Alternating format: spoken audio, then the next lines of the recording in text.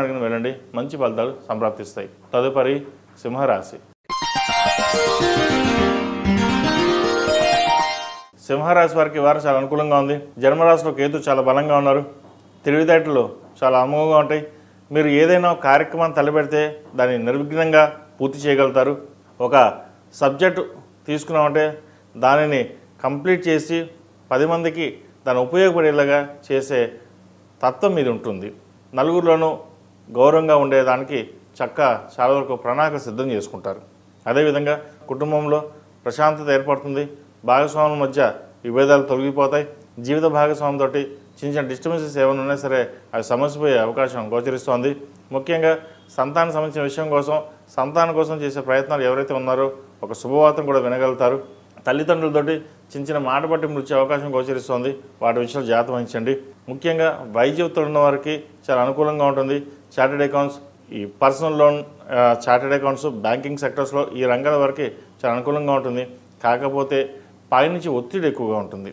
కష్టానికి తగిన ప్రతిఫలం ఉన్నా కూడా ఇంకా కావాలి ఇంకా రావాలి అనే భావన ఎక్కువగా ఉంటుంది. మెంటల్ స్ట్రెస్ ఎక్కువగా ఉంటుంది. అది ఎవరికి చెప్పుకోలేని లేరు.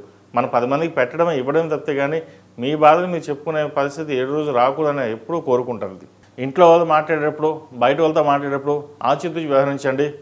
లేకపోతే ఈ అష్టమశనిలో మాట్లాడే అవకాశం కూడా లేకపోలేదు. ఆరోగ్యరీత్యా గ్యాస్ట్రిక్, ఇండైజెషన్, లివర్ సంబంధించింది, కాలేయం సంబంధించిన చిన్న ఇబ్బందులు ఉండే అవకాశం గోచరిస్తుంది. సమయానికి నిద్ర, ఆహారం తీసుకోవడం చెప్పదగినది. భోజనం చాలా లేట్గా చేయడం, తర్వాత తిందాం, ముందు పని ముఖ్యం అంటారు. పని ఎప్పుడూ ముఖ్యమే. పనితో పాటు మన ఆరోగ్యం కూడా ముఖ్యమే. ఇది నేను ప్రతి ఒక్కరికి చెప్తాను. మీరేంటంటే ముందు పని చేసేస్తారు, తర్వాత భోజనం చేద్దామంటారు. కానీ పని కూడా ముఖ్యం, ఆరోగ్యం ముఖ్యం. ఆరోగ్యంగా బాగుంటేనే మీ ఏమైనా చేయగలం. అదే బాగాలేనప్పుడు మనం ఏం చేయగలుగుతాం? కాబట్టి సమయానికి నిద్ర, ఆహారం తీసుకోవడం చెప్పదగిన సూచన. పర్సనల్ లోన్కి దూరంగా ఉండడం, హౌసింగ్ లోన్ అయితే మంజూరు చేసుకోండి. పర్సనల్ లోన్కి దూరంగా ఉండడం అనేది చెప్పదగినది. ఎవరో అప్పు అడిగారని చెప్పేసి పర్సనల్ లోన్ కూడా చేసి తీసి మరీ డబ్బులు అప్పుగా ఇవ్వడం ఇటువంటి చేయకండి. దానివల్ల నష్టపోవడం అనేది జరుగుతుంది. ఈ రాష్ట్రంలో జన్మించిన విద్యార్థులకు కాలం బాగుంది. వైద్యులకి చాలా అనుకూలంగా ఉంటుంది. సాఫ్ట్వేర్ రంగం వారికి, చార్టెడ్ అకౌంట్స్కి అనుకూలంగా ఉంది. ముఖ్యంగా లా సంబంధించిన విషయాలు చక్కగా ఉన్నాయి. పేరు ప్రఖ్యాత లభించే విధంగా గోచరిస్తోంది. వీళ్ళకి ప్రభుత్వ పరంగా సన్మానాలు కానీ, ప్రభుత్వ పరంగా ఉద్యోగం కానీ వచ్చే అవకాశాలు కూడా లేకపోలేదు. ప్రయత్నాలు ప్రారంభించవచ్చు. ఈ రాశిలో జన్మించిన స్త్రీలకు వృత్తి ఉద్యోగాల పరంగా, వ్యాపార పరంగా బాగుంటుంది. కుటుంబ పరంగా కూడా చక్కగా ఉందని చెప్పచ్చు. ద్వితీయ లాభాధిపతి అయిన బుధుడు చతుర్థంలో ఉన్నారు. రాష్ట్రాధిపతి అయిన రవి కూడా చతుర్థంలోనే ఉన్నారు.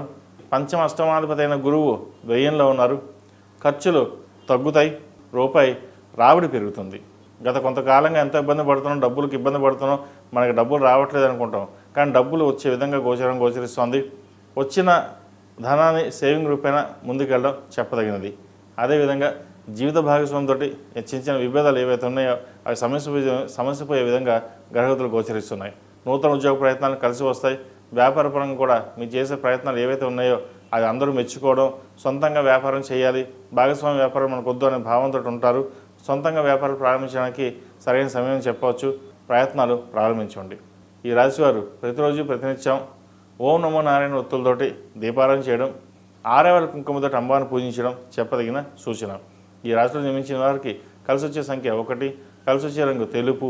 ఏదైనా పని మీద బయటకు వెళ్ళినప్పుడు ఆదివారం కానీ గురువారం కానీ వెళ్ళండి. మంచి ఫలితాలు సంప్రాప్తిస్తాయి.